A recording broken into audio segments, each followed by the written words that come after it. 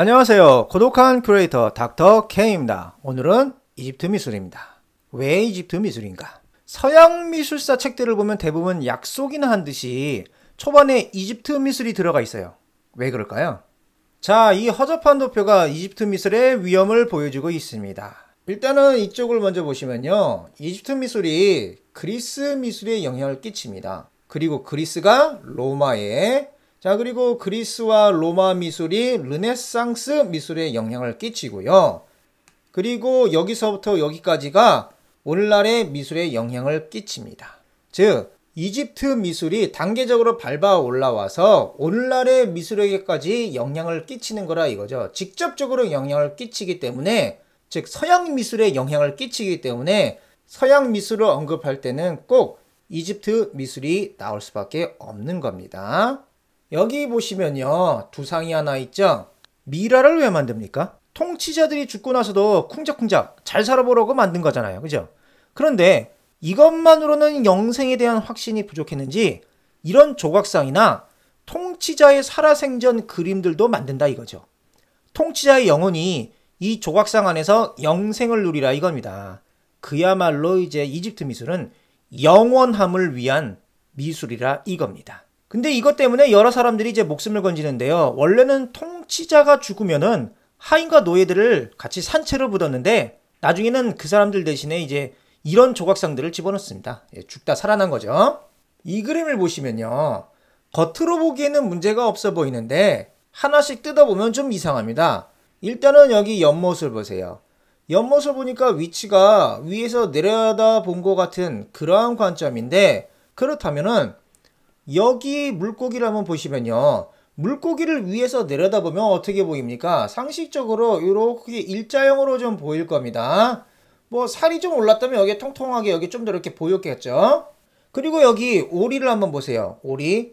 자, 오리도 만약에 위에서 내려다본다면은 부리가 여기 이렇게 있고 머리가 이렇게 있고 몸뚱이가 이렇게 보여야 될 겁니다. 하지만 지금 우리가 보기에는 그렇게 보이지 않고 어떻게 보입니까? 다 측면으로 보인다 이겁니다.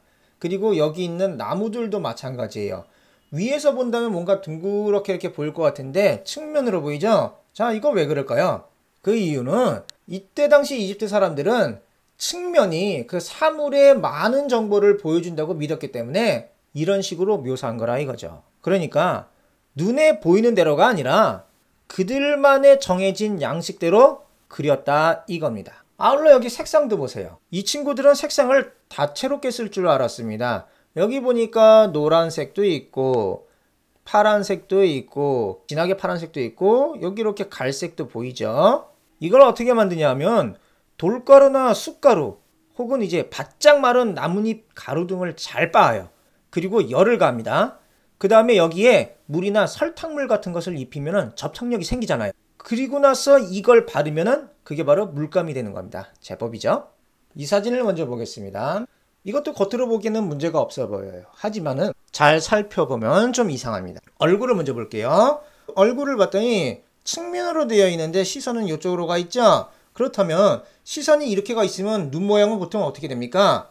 이렇게 이런 식으로 표현됩니다. 이런 식으로요. 이렇게 보이도록. 안구가 너무 돌출했네요.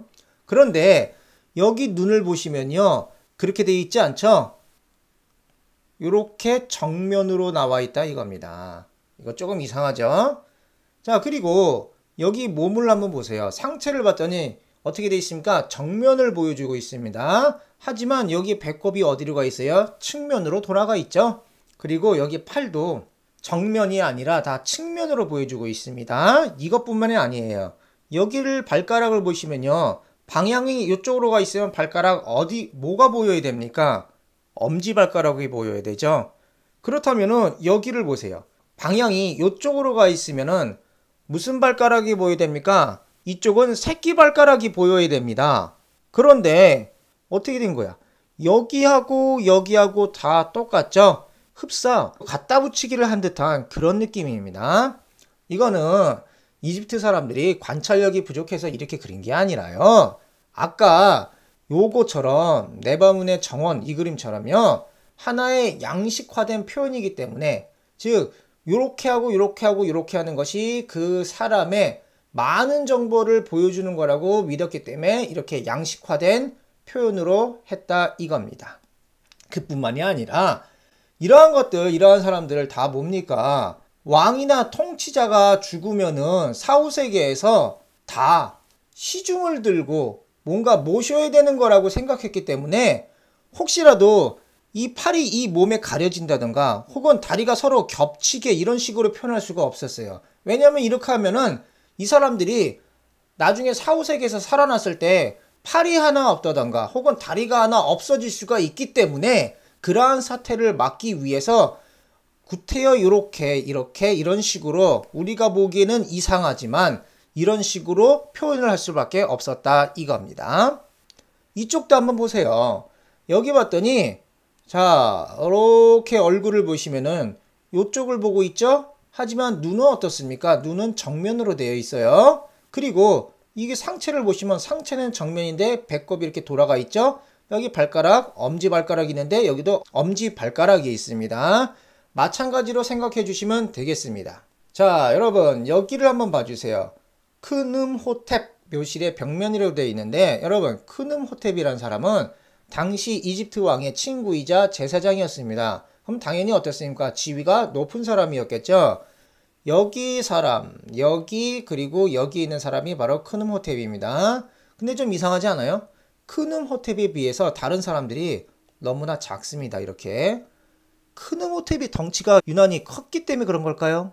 아니죠. 그게 아니라 당시에는 계급이 높거나 중요도가 높은 사람일수록 크게 그렸다 이겁니다. 당연히 왕보다는 왕비라든지 첩이 작게 그려지는 거고요. 또 신하, 하인, 노예 이런 사람들이 다 왕보다 혹은 통치자보다 작게 묘사가 될 수밖에 없었다 이겁니다. 그리고 여기를 보시면요. 나무 그림이 조그맣게 있는데 얘를 떼어서 이렇게 하면 이게 바로 이게 됩니다. 이걸 봤더니 여기에도 새가 있고 여기에도 새가 있는데 여러분 디테일이 상당하지 않습니까? 이게 어느 정도냐고 하면 오늘날의 동물학자들이 이걸 딱 그림을 보고 나서 무슨 종인지 알 수 있을 정도라고 합니다. 디테일이 상당하죠? 이게 무슨 말이냐면은 아까 이런 것도 있었고 이런 것도 있었잖아요. 다 양식화된 표현이라고 했는데 이 사람들이 관찰력이 부족해서 이렇게밖에 못 그린 게 아니라 관찰력은 사실은 좋아요. 그리려고 하면 이렇게 잘 그릴 수가 있었는데 그냥 양식화된 표현으로 했기 때문에 그럴 수밖에 없었다 이런 겁니다. 다음으로 가셔서 오늘의 마지막입니다. 여기를 먼저 보시면요. 뭐 같습니까 이거? 이집트 상형 문자 같죠?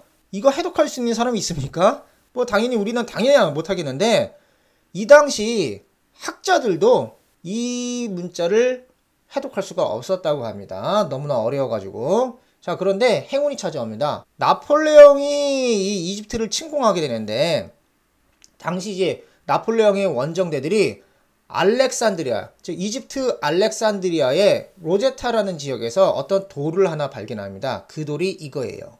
이 돌은 지역명인 로제타의 이름을 따서 로제타 스톤이라고 이름을 짓게 되고요. 이 돌은 특징이 뭐냐면은 위에는 상단부에는 하이어로글리픽스라고 해서 신성 문자로 쓰여 있었고 두 번째는 데모틱이라고 해서 민중 문자, 나머지 세 번째는 그리스 문자로 쓰여져 있었습니다.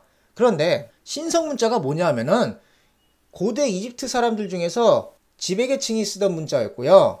그리고 민중 문자라는 것은 백성들이 주로 쓰던 문자였고 뭐 그리스어는 필요 없겠고요. 나중에 샹폴리옹이라는 사람이 요 그리스어를 바탕으로 해가지고 이거와 그리고 여기 있는 신성 문자를 해독할 수가 있게 된다 이겁니다. 덕분에 오늘날 우리가 이집트 피라미드 안에 있는 상형 문자의 내용을 알 수 있게 되었다 이거죠. 그야말로 행운이 뚝 하고 떨어진 거죠. 자, 수고하셨습니다 여러분. 오늘은 여기까지 하겠습니다.